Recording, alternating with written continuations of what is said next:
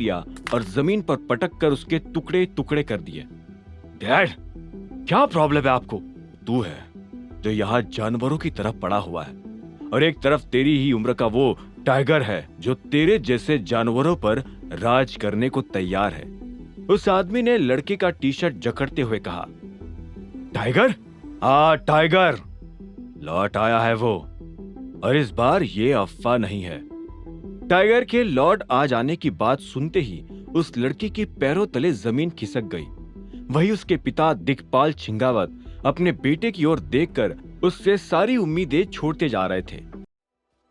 दिक्पाल छिंगावत ने फटकारते हुए अपने बेटे को यह बता दिया था कि उनका कॉम्पिटिटर टाइगर लौट आया है। ये सुनकर उसके बेटे की धड़कनें तेज हो चुकी थी। और डैड, टाइगर अचानक से कैसे और कहां से आ गया? इतने सालों तक कहां था फिर वो?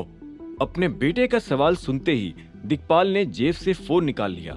जहां भी था, लेकिन जरूर ही तेरी तरह इन फालतू चीजों में अपना टाइम बर्बाद नहीं कर रहा था। ये फोटो देख। दिक्पाल ने अपने फोन में उसे वो फोटो दिखाई जो ईशांत लेकर आया था। उस फोटो को देखकर उसके बेटे को भी अंदाजा हो गया था कि टाइगर उनके लिए कितना बड़ा खतरा था। अब वो नर्वस होकर अपने बेड पर सीधा बैठ गया और कुछ सोचने लगा। उसके पास में दिक्पाल भी आकर बैठ गया और उसने उसके कंधे पर हाथ रखते हुए कहा, देख बेटा, तूने वीडियो गेम खेल खेल कर बहुत मौज ले ली है, पर अब सीरियस हो जा, क्योंकि अब असली गेम शुरू हो गया है। अपने पिता की बात सुनकर उस लड़के ने धीरे से उनकी ओर देखा और थोड़ा डरते हुए अपना सिर हिलाया। उसे समझ आ गया था कि वो अब ऐसी जंग में था जिसके लिए उसने कभी तैयारी भी नहीं करी थी। दूसरी ओर गाड़ी में चाहत के सवाल खत्म नहीं हो पा रहे थे। तुम्हारे एब्स है क्या अभिनव? एब नहीं, एब्स, 6 पैक एब्स, जैसे फिल्मों में हीरो के होते हैं। है पर दिखते नहीं है। अभिनव को उसका ये सवाल थोड़ा अजीब लगा। चाहत भी जवाब सुनकर हंस पड़ी और बोली, इसका मतलब नहीं है ना? अभिनव भी हंसकर बोल पड़ा, तुम जैसा समझो। कुछ सेकंड्स की चुप्पी के बाद चाहत ने अभिनव के सामने एक प्रपोजल रख दिया। कहो तो इस वीक से दोनों जिम ज्वाइन कर लेते हैं। उसका ये प्रपोजल सुनते ही अभिनव ने उसकी ओर हैरानी से देखा। वो मन ही मन सोच भी रहा था जिम ज्वाइन करने की, और अब चाहत ने उसके लिए कह भी दिया था। हालांकि फिलहाल अभिनव के हाव भाव देखकर चाहत को लगा कि उसने कुछ ज्यादा ही बोल दिया था। अगर जिम का मूड नहीं हो तो एटलीस्ट साथ में डिनर तो कर ही सकते हैं। तुमने आज मेरी हेल्प की है तो उसके बदले में एक ट्रीट।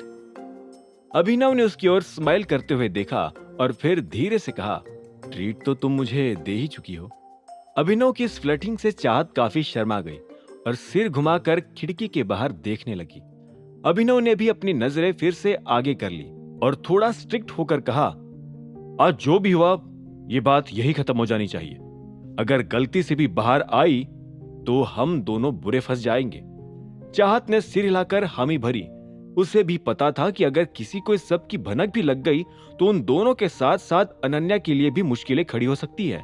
वैसे तुम्हें लगता है शाम अभी भी इस दिखावे से मान गया होगा? I mean, कहा वो एक अमीरजादा और मैं एक फटीचर। अभिनव ने माहौल हल्का करने के लिए हंसते हुए पूछा। चाहत ने उसे ऊपर से नीचे तक देखा और फिर स्माइल करते हुए कहा, फटीचर लोग भी आजकल लग्जरियस सूट पहनने लगे हैं क्या? Just joking. वैसे भी कपड़ों से कुछ फर्क नहीं पड़ता, इंसान का बिहेवियर अच्छा होना चाहिए, और तुम्हारा बिहेवियर तो काफी अच्छा है, शाम से तो लाख गुना बेहतर। अभिनव को चाहत की इस बात में कई मतलब दिखाई दे रहे थे, इसीलिए वो समझ नहीं पाया कि कैसे रिएक्ट करे। कुछ सेकंड्स तक शांत रहने के बाद ही फिर उसने धीरे से जवाब दिया, काश अनन्या भी मेरे लिए ऐसा ही सोचने लगे, प्रॉब्लम्स वैसे ही कम हो जाएंगे। अभिनव की इस बात पर चाहत की फिर से हंसी छूट गई। अनन्या फिलहाल तो तुमसे नफरत करती है, पर आगे का पता नहीं। बट एक बात है, वो शुरू से ही काफी जिद्दी रही है। मैं उसे बचपन से जानती हूँ। एक बार अगर उसके दिल में किसी के लिए नफरत घुस जाती है तो बस घुस जाती है। और फिर तुमने तो उसके साथ जो किया, I mean, तुम दोनों के बीच जो हुआ, उसके बाद तो।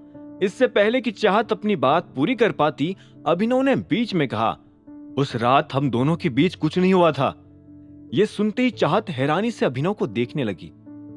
आगे की कहानी जानने के लिए देखें अगला एपिसोड सिर्फ पॉकेट एफएम के यूट्यूब चैनल पर, और द रिटर्न ऑफ टाइगर के सारे एपिसोड्स को सुनने के लिए डिस्क्रिप्शन में दी लिंक से डाउनलोड करें पॉकेट एफएम ऐप।